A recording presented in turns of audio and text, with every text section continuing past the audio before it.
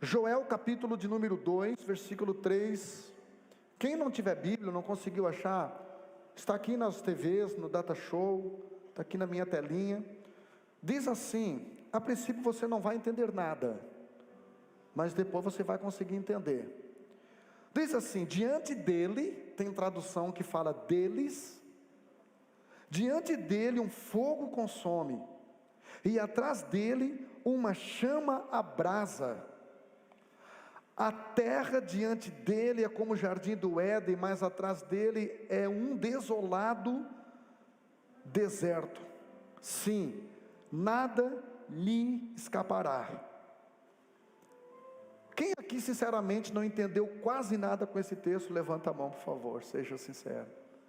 Quando eu li esse texto, então, eu estou lendo a Bíblia agora, estou terminando de ler 16 vezes, e eu vou lendo corrido, eu estudo ela também, mas eu vou lendo corrido, e aí Deus vai ministrando algumas palavras no meu coração, e eu vou usando. Semana passada eu preguei sobre Abacuque, e Deus vai ministrando, e eu vou largando para vocês o que Deus vai dando. E esse texto aqui, o texto de Joel, é um texto muito interessante, mas muito perigoso. Aliás, não só esse texto de Joel, não só o livro de Joel, mas todo o Velho Testamento, principalmente os livros proféticos, precisa que haja um certo cuidado. Você precisa colocar o texto dentro de um contexto. Por quê? Porque todos os livros proféticos do Velho Testamento está tratando com uma igreja veterotestamentária, ou seja, uma igreja do Velho Testamento que estava corrompida.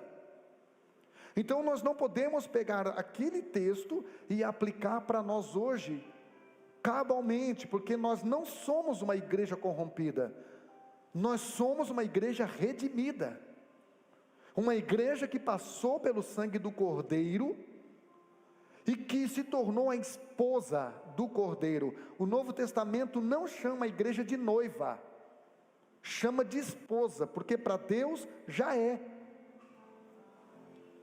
Apocalipse diz: a esposa e o Espírito dizem vem. Não é noiva, porque um noivado pode se acabar, agora casamento é vitalício.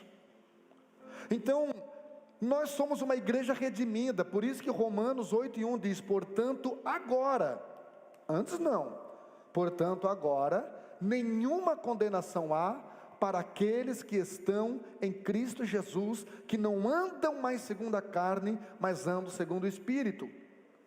Pastor, então quer dizer que eu não posso pregar texto do Velho Testamento para a nossa igreja, para os nossos dias? Pode e deve, porque toda a palavra de Deus, toda a Bíblia Sagrada é a palavra de Deus. Eu fui professor durante 10 anos de síntese do Velho Testamento, por isso, se você observar, a maioria das minhas mensagens são no Velho Testamento. Mas tem que tomar esse cuidado, irmãos, para nós não colocarmos o povo de Israel, que sacrificava os seus filhos a demônios, que era idólatra, que virou as costas ao senhorio e à soberania de Deus, colocar aquele povo no mesmo pacote com a igreja hoje, porque é diferente, embora podemos aplicar. Quando você lê o livro de Joel, o nome Joel,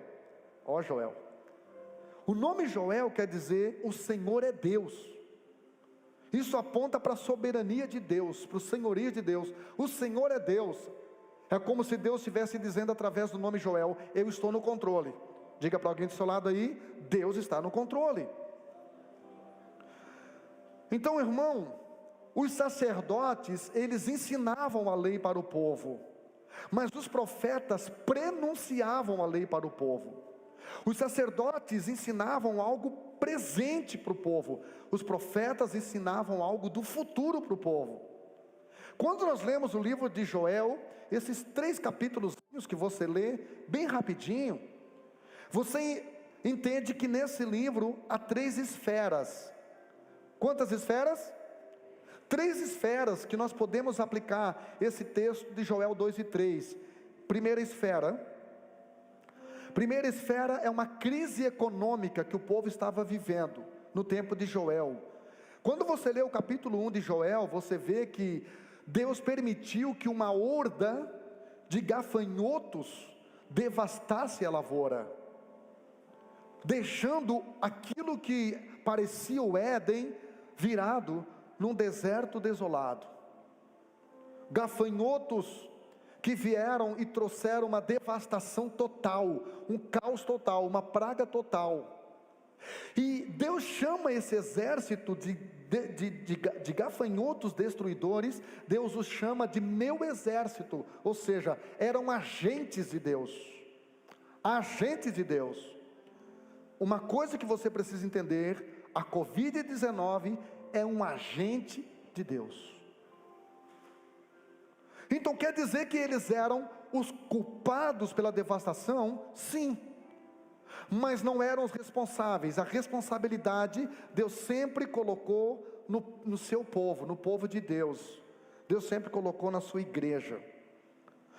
A segunda esfera aqui é a esfera política, porque Joel aqui está falando de um exército que invadiria o povo de Deus, Jerusalém, que foram os exércitos da Assíria e os exércitos da Babilônia, que viriam e invadiria a cidade, devastaria a cidade, devastaria o templo e levaria o povo cativo para a Babilônia, 800 quilômetros de distância. E a terceira esfera de interpretação nesse texto aqui que nós lemos é a questão escatológica. Quando você lê o capítulo 2 de Joel, Joel não aponta só para o presente, Joel também aponta para o futuro. Por isso o versículo 28 diz que nos últimos dias Deus derramaria do seu Espírito sobre toda a carne. Então o livro de Joel também tem um cunho escatológico, que aponta para os últimos dias. Por isso que o livro de Joel é chamado de o dia do Senhor. Esse dia começou lá no tempo de Joel e vai se cumprir no dia em que o mundo se acabar. Joel capítulo 2, versículo 3 diz assim: diante dele, ou seja, desse exército, diante dele, esses que foram apenas os agentes que Deus usou. Deixa eu falar uma coisa para você: até o diabo é o diabo de Deus. Até o diabo é um cãozinho numa corrente, que Deus usa para tratar com pessoas que estão desconfiguradas dele. Até o diabo tem limite. E deixa eu falar uma coisa: o diabo ele tem uma arma apontada para cada um de nós, só que essa arma não tem munição. A munição está na minha e na sua mão. Nós colocamos a munição nessa arma se nós quisermos, por opção ou falta de inteligência nossa, por ação ou omissão nossa. Quem está me entendendo aqui? A Bíblia diz, então Deus está usando esse exército como um agente, mas Deus está responsabilizando o seu povo, por esta praga, ou por essas pragas virem à terra. Nós somos responsáveis pela terra. Eclesiastes capítulo 9, versículo 18, diz que um só pecador, a palavra pecador significa aquele que errou o alvo. A palavra pecador significa aquele que não cumpriu o seu destino estabelecido por Deus. A palavra pecado no grego é amartion, que quer dizer errar o alvo. Deus te criou para um destino, com um caminho, e você pegou um atalho, você pegou uma bifurcação. Então, um só pecador, a Bíblia diz que ele destrói muitos bens. Um só marido pecador destrói um casamento, destrói uma família. Um funcionário pecador, ele pode quebrar uma empresa. Um político pecador, ele pode quebrar uma nação. Agora imagina nessa situação, gente, que era toda a nação que estava fora do propósito de Deus, estava em desobediência, estava corrompida, uma nação inteira. Por isso a Bíblia diz: bendita é a nação cujo Deus é o Senhor. Irmão, a visão de Deus sempre começa com uma família e termina com nações. Nações. Deus quer que esta pequeníssima igreja chamada Ministério Teu Reino alcance nações, e hoje a internet viabilizou isso. E não só a internet, nós teremos o prazer de liberar muitas pessoas que estão talvez aqui sentadas me olhando, para algumas nações, para cumprirem um propósito profético, em nome de Jesus. Então não julgue quando alguém chegar para você e dizer: eu quero ir para outro país. Irmão, só diga: ora, irmão, e se for de Deus, me leva junto. Amém? Então veja só, quando nós falamos de contexto, pode aumentar um pouquinho o retorno? Não o meu, o da Débora. Quando nós falamos de contexto espiritual, irmão, os céus sempre são prioridades, sempre. No contexto espiritual, os céus sempre são prioridades, em detrimento da terra. Exemplo, Gênesis capítulo 1, versículo 1, a Bíblia diz o quê? No princípio criou Deus os céus e a terra. Céu, plural.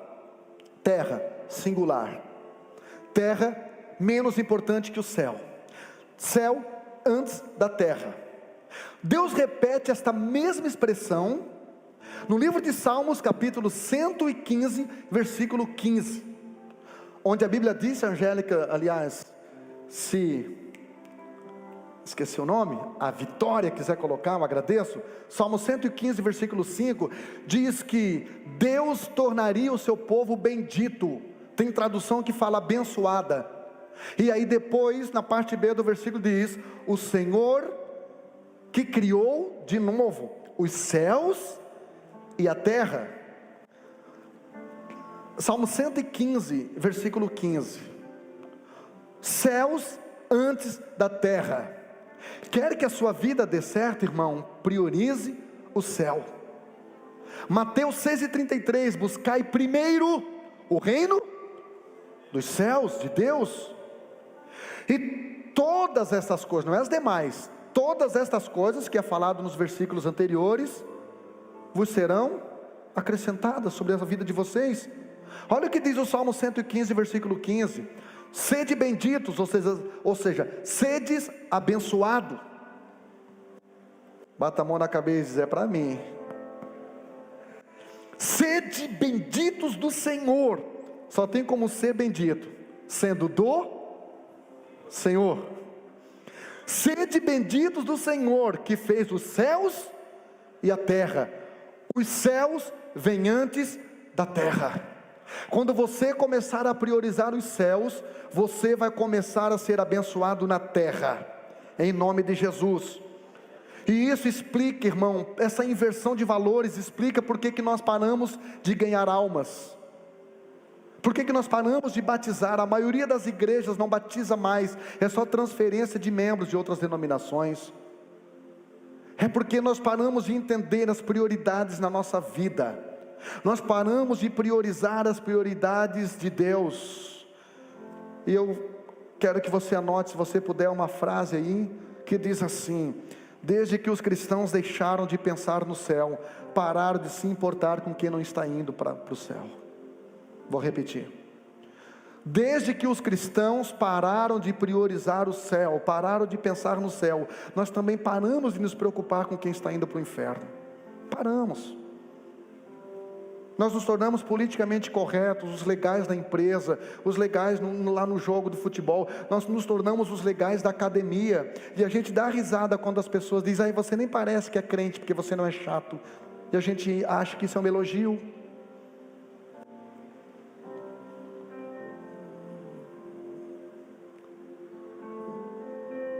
Mas o problema do ser humano não é com o céu. O problema do ser humano é com a terra. Joel capítulo 2, versículo 3, diz que o exército devastou a terra. Diz que esse exército transformou aquilo que era para ser o jardim do Éden, num deserto desolado. Se o deserto já é ruim, imagina ele desolado. Joel 2 e 3. Queridos, quando você lê a Bíblia Sagrada, de Gênesis a Apocalipse, você vê, você entende, que a palavra terra aparece 2.500 vezes mais do que a palavra céu. Por quê? A palavra terra na Bíblia, nesse livrinho, aparece 2.500 vezes em mais versículos do que a palavra céu. Fala para mim, por quê? Porque nós não temos problema em querer ir para o céu, em querer viver na terra. O nosso problema é ter habilidade para viver na terra. Nós não temos problema de querer ir para o céu. O nosso problema é saber honrar e glorificar e adorar a Deus aqui na terra, em todos os momentos, em todas as circunstâncias, em todos os lugares. O nosso problema, irmão, foi a resposta que nós estamos dando para a terra. Este é o nosso problema. Porque durante muito tempo a igreja, a religião, pregou uma mensagem escapista: você tem que ir para o céu. Mas não é porque você quer Deus, é porque você não quer o diabo.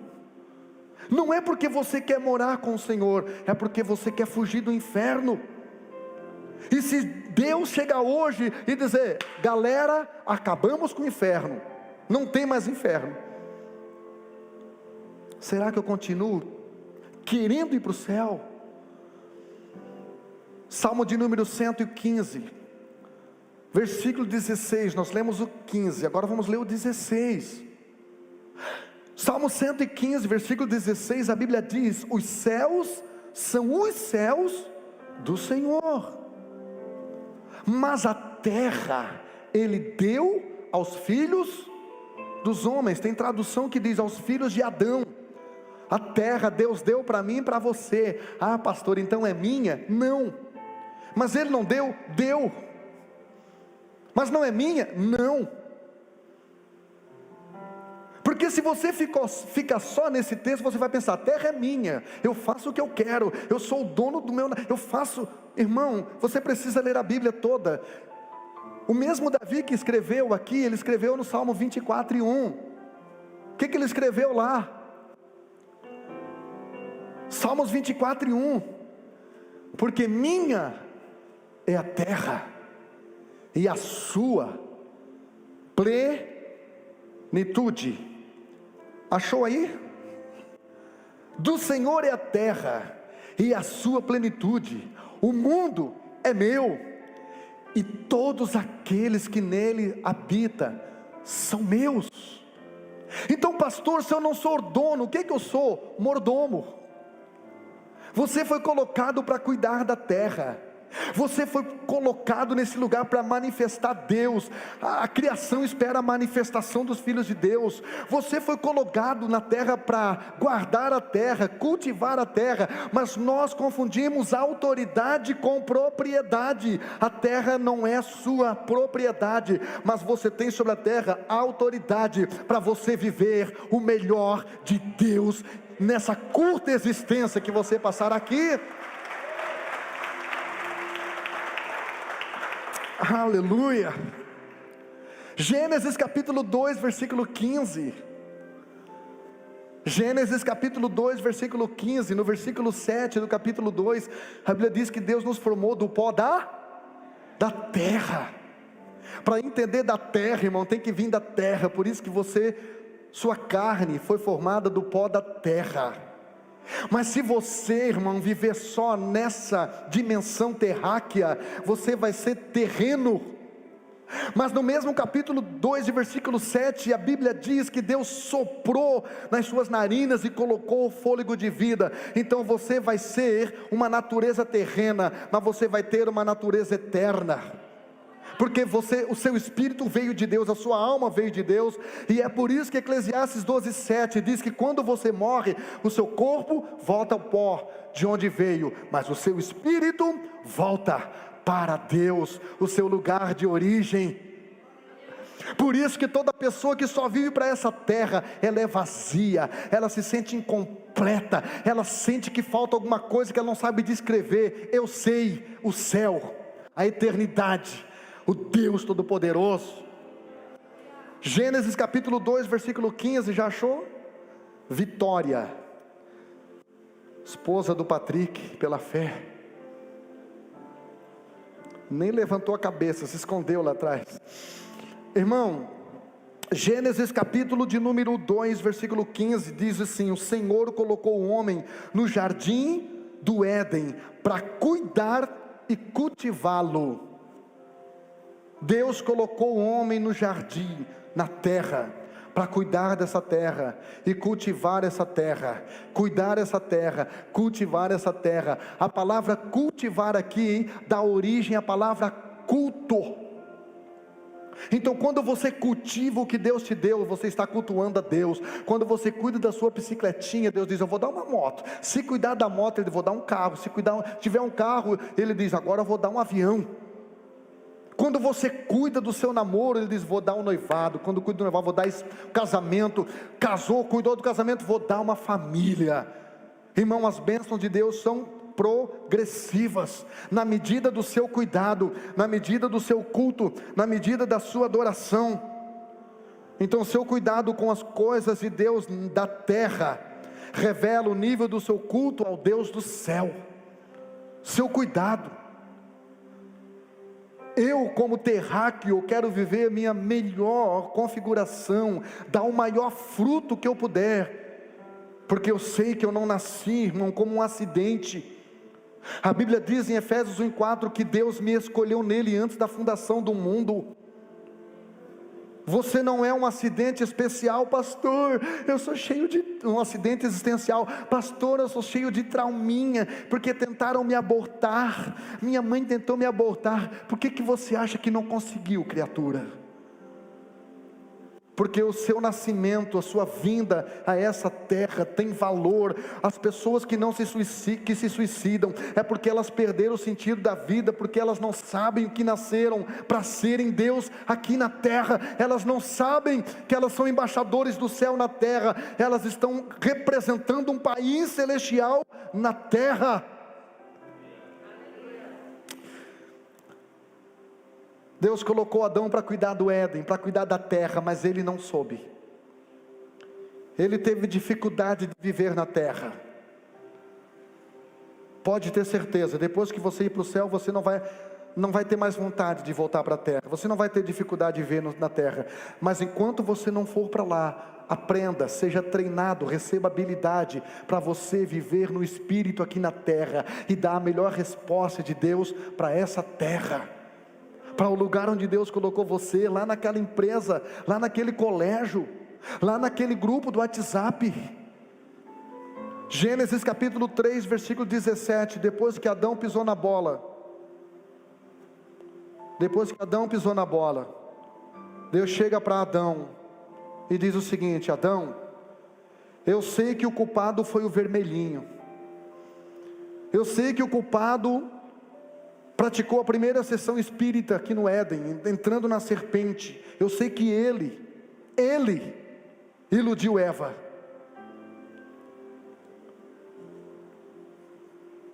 Mas Deus olha no olho de Adão e diz: mas maldita é a terra por tua causa, porque você era responsável. Você é responsável pela sua empresa. Você é responsável pela sua família. Eu sou responsável pela minha família. Eu sou responsável, Wesley, por essa igreja. Se essa igreja não está melhor, a culpa é do diabo, mas a responsabilidade é minha. É minha. Porque o diabo não é pastor nessa casa, sou eu quem sou pastor. Então se eu orar mais, se eu jejuar mais, se eu amar mais você, se eu pregar melhor, essa igreja vai se encher, irmão. É minha responsabilidade. Adão, maldita é a terra por tua causa.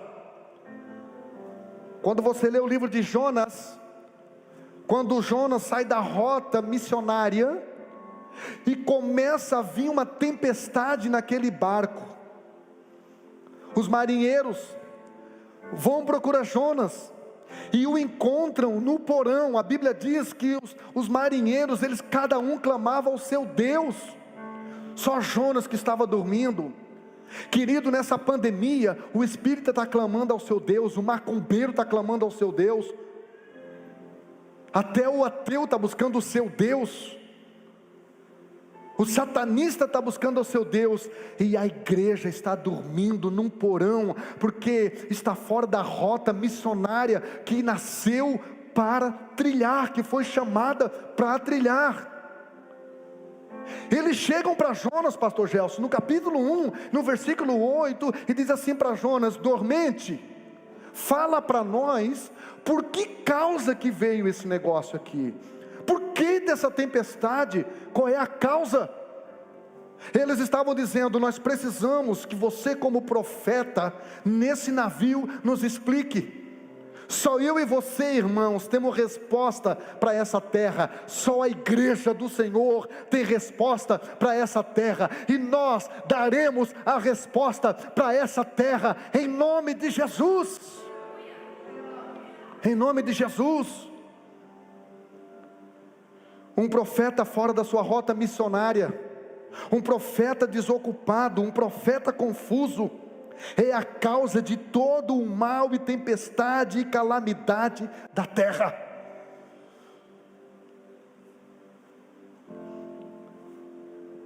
E quando isso acontece,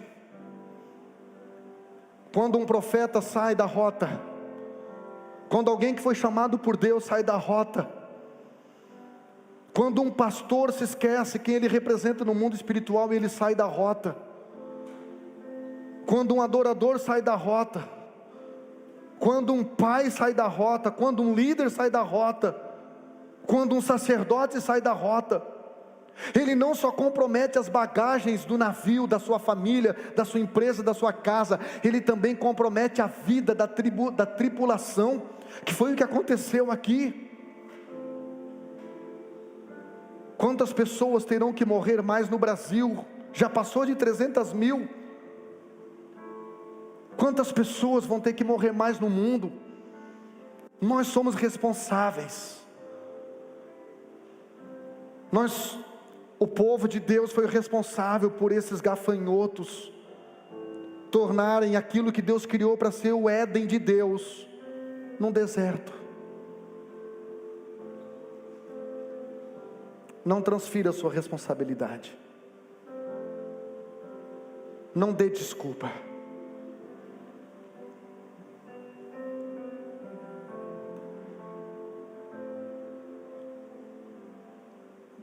Algumas pessoas dizem: aqui se faz e aqui se paga. Em parte sim. Se fosse só isso, só aqui estava tudo certo. A nossa igreja moderna, ela está com uma mensagem muito líquida. A igreja moderna está com uma mensagem muito mimimi, uma mensagem muito inclusiva. Deus inclui todo mundo, Deus recebe todo mundo, Deus ama todo mundo, Deus quer todo mundo. Venha e fique como você quiser. Irmão, para ser membro da igreja evangélica está tudo certo, mas para fazer parte da igreja de Deus que vai influenciar a terra, não.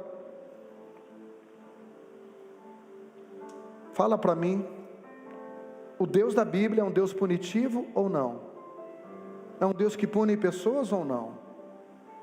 Responda para você. O que você acha? Pastor, Deus conhece meu coração. Conhece. E você acha que isso isenta-nos da punição de Deus? Coloca para mim Provérbios capítulo 11, versículo 31. Nós como igreja, irmãos, a gente inclui todo mundo. A gente não descarta ninguém. Se você é uma pessoa que você dispensa doentes, você está mais doente do que essa pessoa. Se você é uma pessoa que julga quem peca, você é mais pecador do que essa pessoa. Se você fica querendo, irmão, atrair para o seu grupinho só umas pessoas que fazem parte, que passam no seu crivo de avaliação, você está mais carnal do que essa pessoa. Mas olha o que a Bíblia diz em Provérbios 11, 31. Eis que o justo, fala para mim, justo ou ímpio? O justo é o quê? Punido. Onde? O justo é punido na terra. Ah, pastor, então não vale a pena ser justo? Então não vale a pena ser crente? Porque a gente é crente e é punido. E o ímpio que faz tudo errado? E o ímpio que faz o que quer, e o ímpio que não frequenta a igreja, e o ímpio que não observa valores bíblicos, o ímpio que não se move em diretrizes bíblicas, o que acontece com o ímpio? O que acontece com o pecador? Continua o versículo. Eis que o ímpio é punido na terra, irmão. A Bíblia diz que Deus trará um juízo, e o juízo vai começar pela casa de Deus.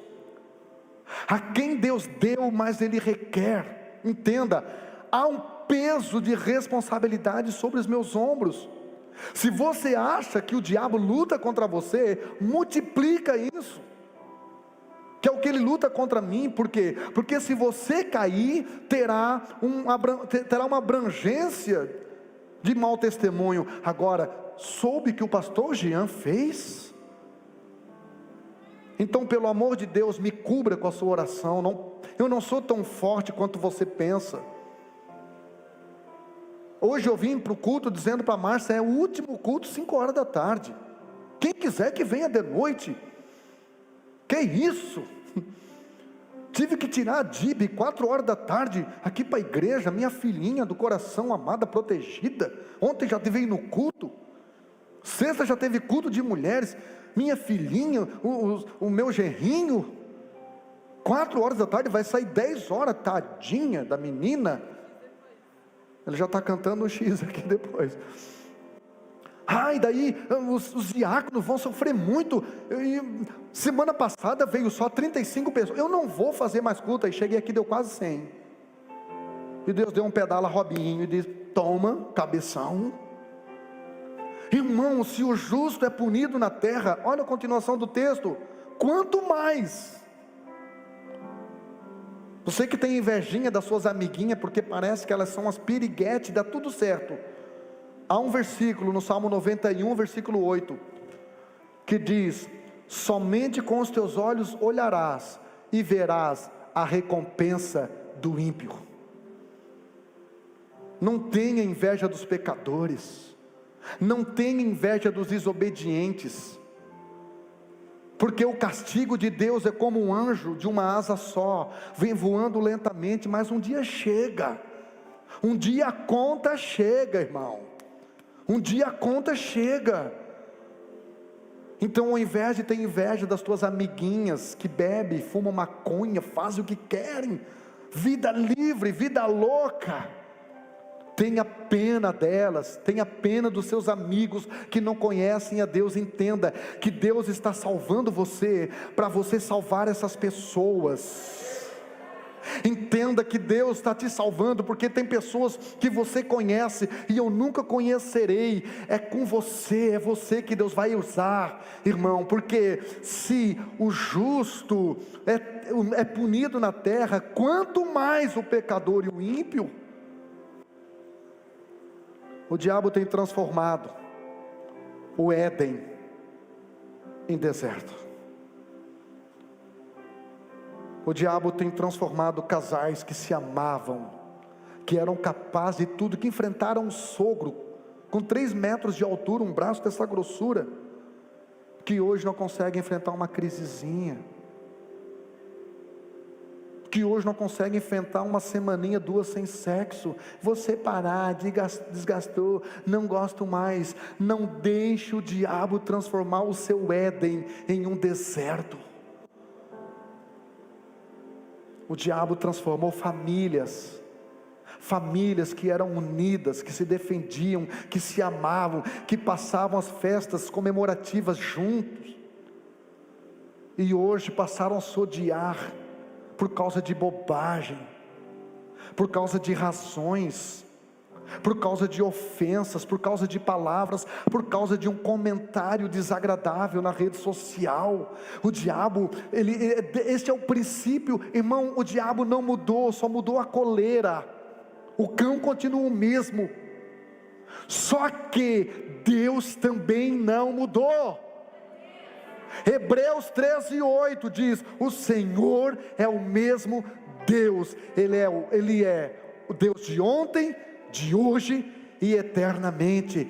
Deus não mudou, Deus continua apaixonado por você, Deus continua querendo trazer você de volta ao projeto original que é o Éden, Deus continua querendo trazer você para a rota, querendo trazer você a um lugar de proteção. Jesus chorou quando se deparou com a cidade de Jerusalém. Jesus chorou e disse: Jerusalém, Jerusalém, tu que matas os profetas, quantas vezes eu quis te ajuntar debaixo das minhas asas, como a galinha. Jesus chegou a se comparar uma galinha, como a galinha separa os pintinhos seus. Olha que cuidado, irmão. Quem aqui já teve galinha? Todo pobre já teve galinha? Amém? Eu já tive galinha. Vai tentar tirar um pintinho, irmão, de uma galinha choca para ver. Ela vira um avestruz, irmão, de 2 metros de altura. Ela bota cachorro para correr, não mexa nos pintinhos. Irmão, Jesus é a mesma forma.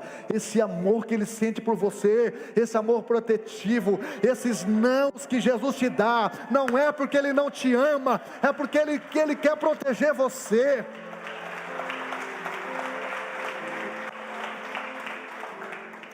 Existem 3 tipos de pessoas que estão sendo, mas existe uma pessoa que eu quero ser, no meio dessa pandemia, no meio desse caos, no meio dessa crise, no meio desse medo instaurado. Pastor, você sente medo? Com certeza, sinto muito medo, sinto muita insegurança de vez em quando, sinto muita oscilação na minha fé de vez em quando, me sinto inseguro, me sinto carente. De vez em quando eu estou reclamando aqui na igreja: ô irmão, me abandonou, né, cara? Eu sou muito carente, irmão. Nossa. Então, que tipo de pergunta? Hoje eu ainda não tinha falado, né? Estava até demorando. Pergunta para a pessoa do seu lado aí: que tipo de pessoa você é ou quer ser? Pergunta aí, pergunta. Vai, pergunta. Que tipo de pessoa você é ou quer ser? Primeiro tipo de pessoa que existe hoje: o pessimista. O pessimista que diz assim: não sou pessimista, eu sou realista. Eu me movo dentro da realidade. Você já pensou se esse camarada fosse Sadraque, Mesaque e Abednego? Eles iam pensar: o fogo queima, sou realista, vou negar. Já pensou se essas pessoas fossem Daniel, que pensasse: não, o rei mandou, é o rei que o governador o Moisés, o Carlos Moisés decretou, não pode orar, não oro mais. Irmão, não estou fazendo apologia ao anarquismo, à anarquia, não estou fazendo apologia à desobediência a leis, mas tem um momento, irmão, em que a igreja tem que obedecer outra lei acima dessa lei. Tem momento que o pastor tem que desafiar, irmão. Tem momento, se Daniel fosse politicamente correto, ele diria: esse período não oro não, vou ficar sem orar. O presidente mandou, o governador mandou.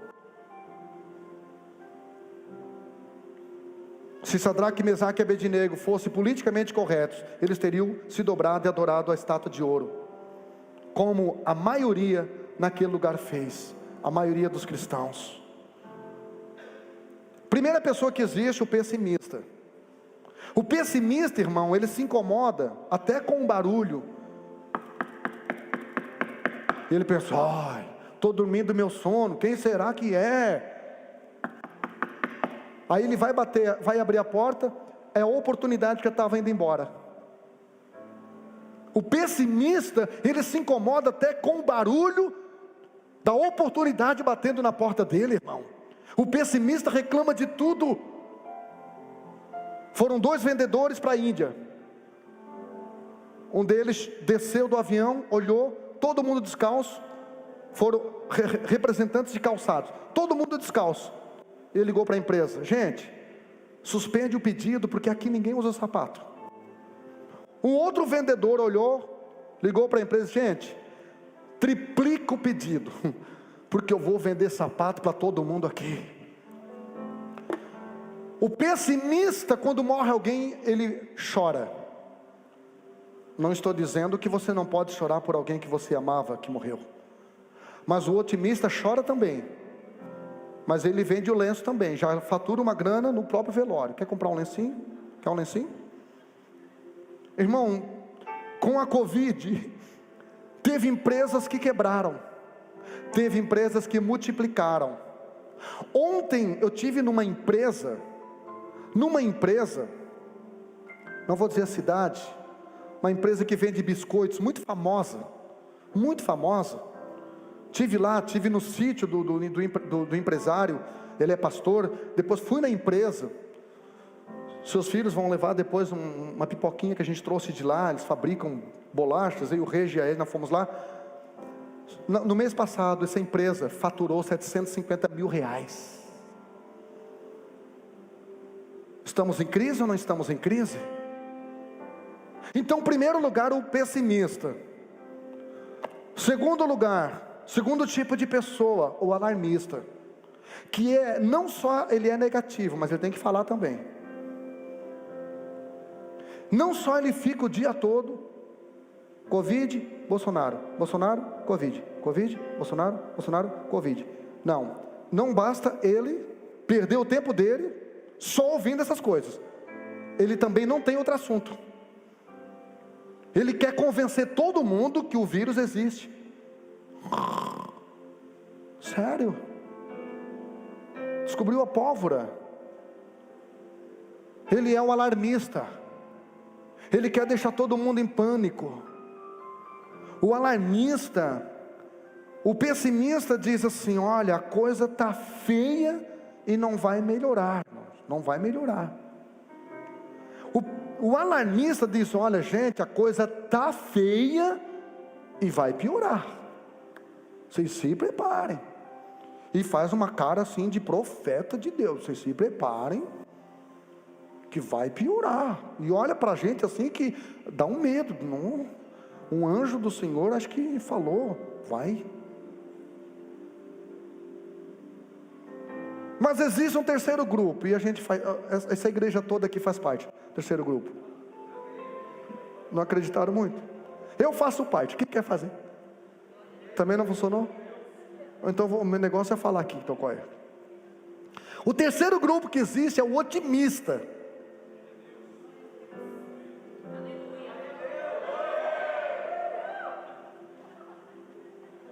O otimista, deixa eu fazer aqui para cá também, senão não aparece.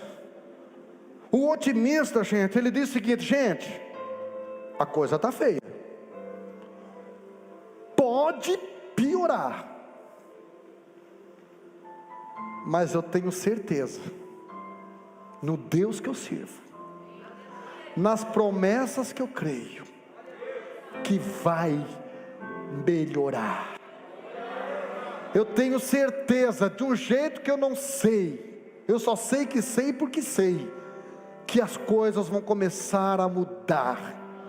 O Deus que eu sirvo, que abriu o Mar Vermelho, o Deus que eu sirvo, que abriu o Rio Jordão, o Deus que eu sirvo, que colocou um ar-condicionado na fornalha ardente, um Deus que eu sirvo, que tapou a boca dos leões, o Deus que eu sirvo, que pegou a pedrinha do Davi e escravou na testa do gigante, esse Deus vai fazer algo surpreendente. Eu creio. Quantos creem? Quantos creem? Aleluia! Não morremos. Aquilo que não me mata me deixa mais forte, mais experiente, mais resiliente. Em nome de Jesus, corona, sai da frente, senão eu passo por cima, em nome do Senhor dos exércitos. O otimista acredita na solução, até para os pessimistas. O otimista, irmão, ele é tão otimista. Sabe alguém que diz assim: por que tu insiste tanto com fulano? Alguém já te perguntou isso? É que o otimista, ele é tão otimista que ele até crê que o pessimista vai melhorar. O otimista, ele acredita que até o ruim vai ficar bom. O otimista não desiste de pessoas, ele desiste de algumas ideias. Vamos encerrar a mensagem no melhor estilo. Joel capítulo 2, versículo 3. Aquele exército de gafanhotos transformou o Éden em deserto. Isaías capítulo de número 51, versículo 3. Olha o que a Bíblia diz. Olha que inversão, olha que lacrada que Deus deu no diabo. Ó.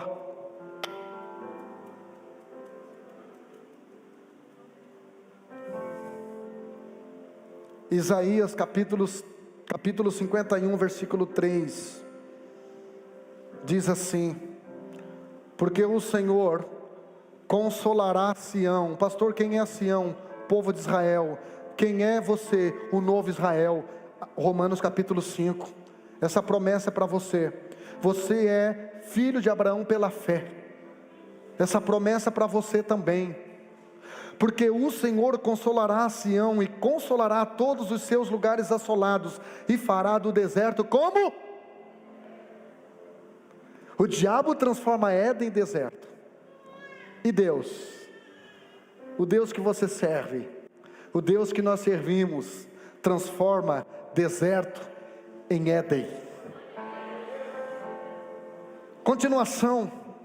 Como o jardim do Senhor, gozo e alegria se acharão nela.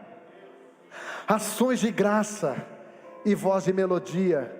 Em outras palavras, esse deserto que você estava vivendo até aqui será transformado hoje no jardim do Éden.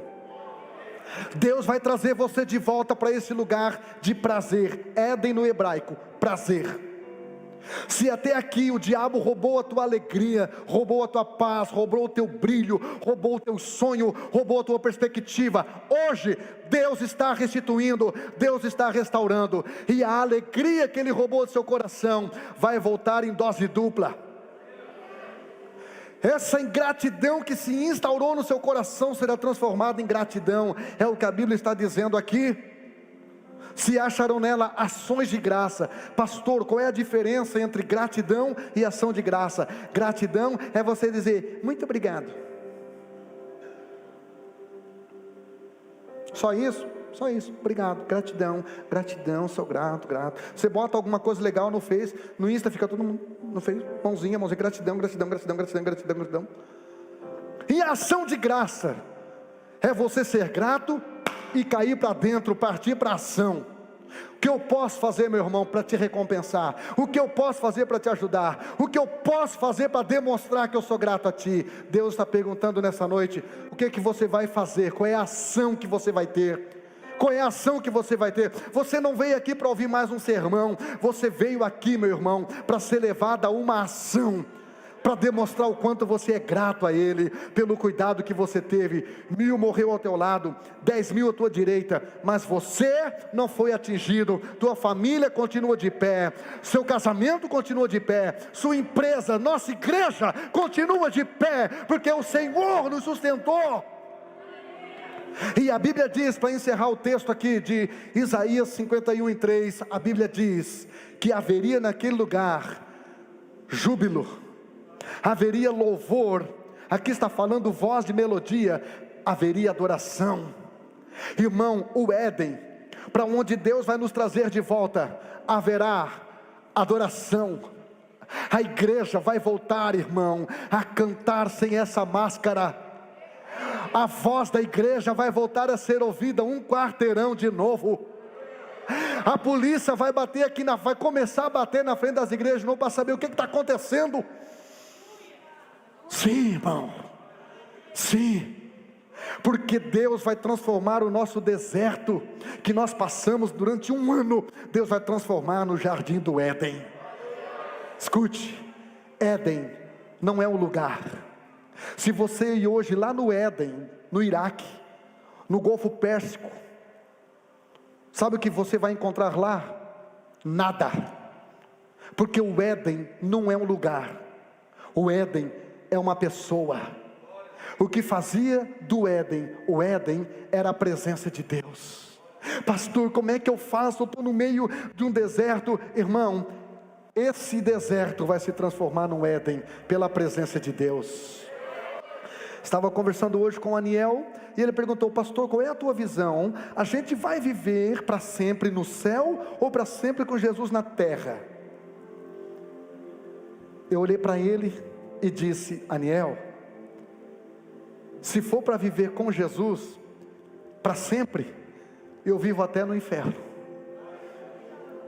Porque Jesus, quando entrar naquele inferno, vai mudar tudo.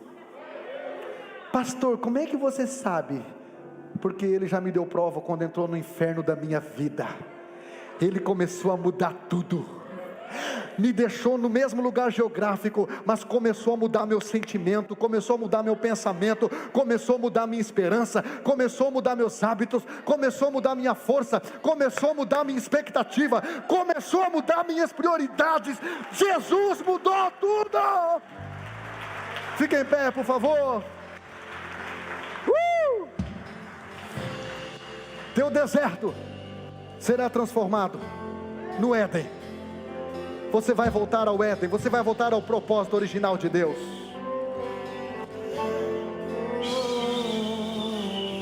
Levante as duas mãos, pelo amor de Deus, adore Jesus.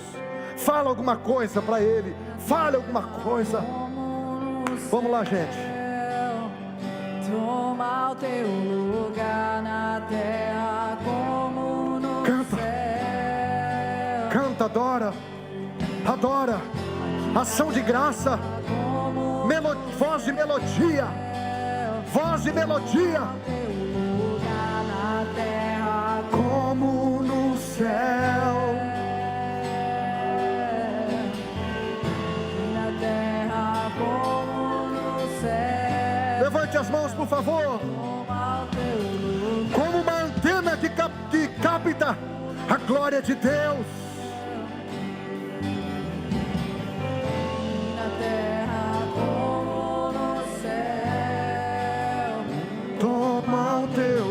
Na terra como no céu. Venha o teu reino, venha o teu governo, tua cultura que vem do céu. Venha o teu reino, venha o teu reino sobre a nossa nação. Venha o teu reino sobre o nosso estado. Venha o teu reino sobre a nossa cidade. Venha, venha. Te convidamos, te desejamos, Rei da glória, toma o teu lugar. Te convidamos, te desejamos, Rei da glória, toma o teu lugar. Te convidamos, te desejamos, Rei da glória, toma o teu lugar. Te convidamos, te desejamos, Rei. Toma o teu lugar,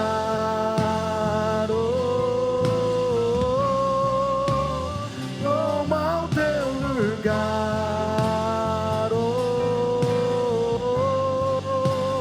Toma o teu lugar. Toma o teu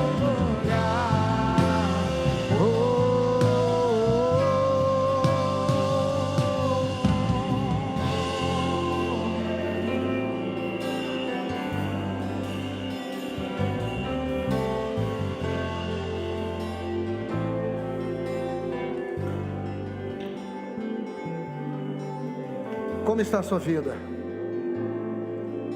Como que você define a sua vida? Deserto ou Éden? Pastor, é um deserto. Se você está aqui, é porque não está tudo acabado. Se você está aqui, é porque há uma chance. Se você está aqui, é porque Deus não desistiu de você. Se você está aqui, é porque Deus quer transformar esse deserto no jardim do Éden. Não sei que deserto é, que área da sua vida, financeira, conjugal, não sei, não me interessa. O que me interessa é que o meu Jesus, quando Ele abençoa, Ele nos dá o pacote completo. Pastor, eu estou esperando Jesus voltar, eu até desistir. Não faça isso, é um direito seu desistir, mas não faça uso desse direito, porque você ainda pode ser feliz. Você ainda pode realizar os seus sonhos. Só que para isso você está tentando do jeito errado, sozinho. Não faça isso. Inclua Deus. Olha aqui para mim, irmãos, por favor. Inclua Deus na sua vida. Inclua Jesus, inclua a igreja na sua vida. Inclua pessoas que têm vida no altar, pessoas de Deus, pessoas de oração, pessoas que, se você cair no hospital, elas não vão descansar enquanto não orarem, jejuarem, até que você saia. Pessoas que talvez enquanto você dorme, elas estão derramando lágrimas por sua vida. Nessa noite eu quero fazer uma pergunta. Se você não é cristão, se você está afastado, se você está parado, porque Satanás transformou o seu Éden, o seu jardim em um deserto. Nessa noite eu quero te fazer uma proposta. Entregue esse deserto nas mãos do Senhor. E o Deus de Isaías 51:3 vai transformar esse deserto de novo no jardim do Senhor, no Éden, num lugar de prazer. Mas por favor, entregue a Ele esse deserto. A Bíblia diz: entrega teu caminho ao Senhor, confia nele, e o mais Ele tudo fará. Tudo fará. Não é pela metade, é tudo. Ele só não faz tudo quando você só entrega pela metade. Se você quer entregar seu coração a Jesus nesta noite, levante a sua mão. Se você trouxe alguém, se você quer voltar para a igreja nessa noite, levante a sua mão o mais alto que você puder, para que eu possa ver daqui. Aleluia, aleluia. Por favor, vocês que levantaram as mãos, venham na frente. Se vocês desejarem, você aí atrás que levantou a sua mão, venha na frente. Venha, você que levantou a sua mão, venha. Venha, você quer entregar seu coração a Jesus, venha. Ele está esperando você. Ele quer o seu deserto para Ele. Ele quer transformar o seu deserto no jardim. Venha, isso, venha, venha, venha. Jesus ama você. Jesus ama você. Jesus quer cuidar de você. Devolva para Ele esse deserto. Devolva para Ele. Temos mais alguém que estava afastado da igreja, alguém que estava parado. Pastor, no próximo culto, não, esqueça. Faça isso hoje. Seja humilde hoje. Reconheça que sem Ele você não consegue. Faça isso hoje. Venha para Jesus. Venha, entregue esse deserto nas mãos dele. Entregue. A vontade seja feita. A senhora fez a melhor escolha da sua vida. Eu acredito nessas lágrimas. Eu acredito nessas lágrimas. Aleluia, aleluia. Há um novo ciclo iniciando aqui. Há um novo tempo iniciando aqui. Nessas 4 vidas. Deixa o céu descer. Levante a sua mão. Era para você estar em festa. Era para a igreja estar em festa. Diga o quanto Ele é santo. Santo é o teu nome, teu reino. Se você quiser vir para Jesus, isso, continue vindo. Tua vontade seja feita. Começa aqui e termina ali. No céu, deixa o céu descer. Na terra como é.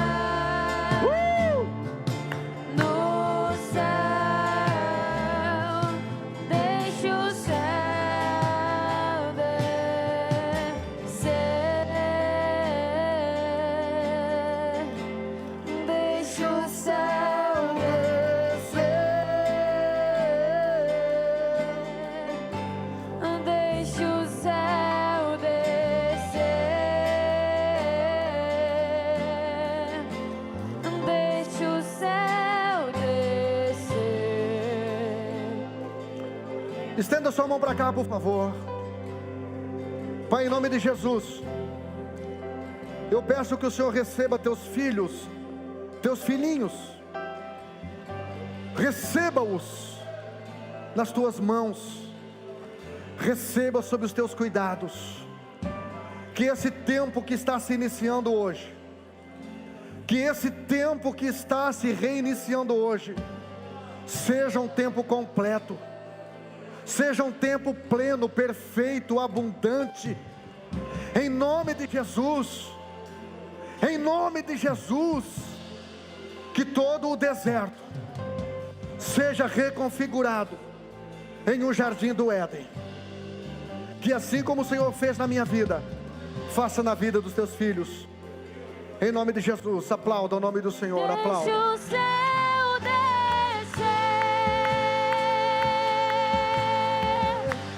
deixa o céu descer,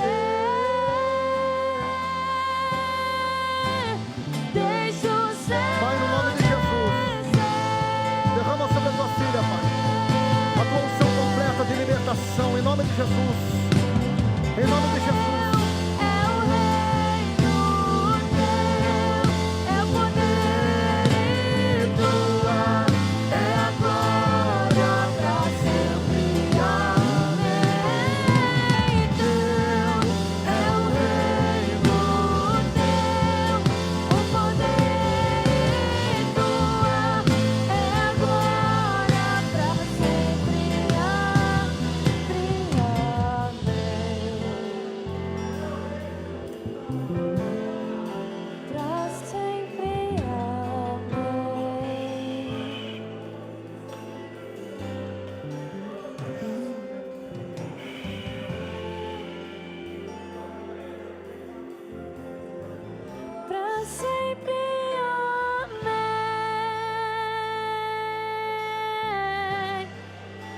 Sempre amém, pra sempre amém.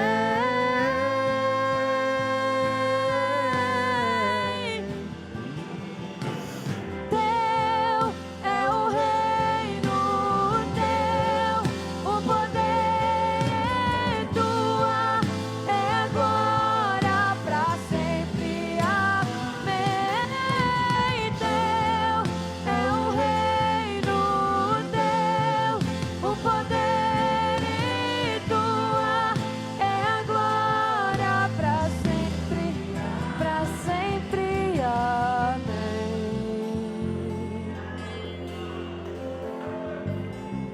Deus abençoe.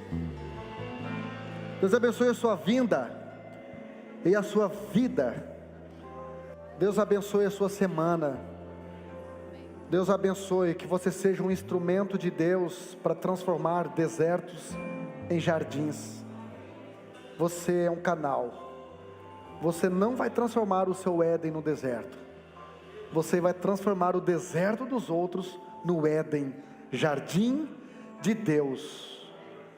Ezequiel 28:13. Éden, jardim de Deus.